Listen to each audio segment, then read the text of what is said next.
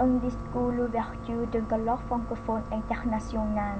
C'est pour moi un honneur et un plaisir d'avoir été invité à présider à l'ouverture du colloque Journée linguistique franco-asiatique. Dans ce monde et en ce temps où toute conférence internationale de haut niveau de quelle nature que ce soit ne peut se faire qu'en langue anglaise ou tout au plus en langue nationale, il est réjouissant de citer pendant ces quelques jours à des interventions entièrement en français. Je félicite donc la jeune université nalésoine de Pisanulo d'avoir organisé ce colloque international francophone.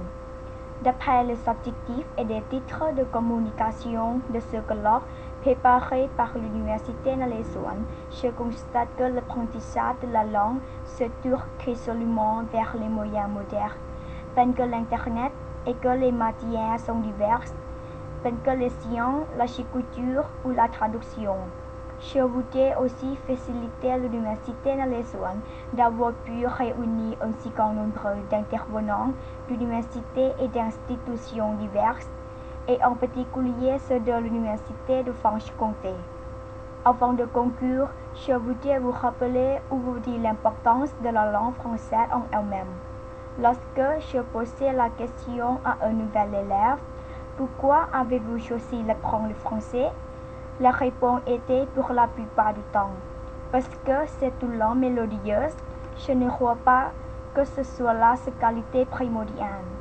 Pour moi, qui est une candidate envers cette langue, j'estime que son importance réside dans sa logique, sa rigueur, sa subtilité et ses différents niveaux de langue.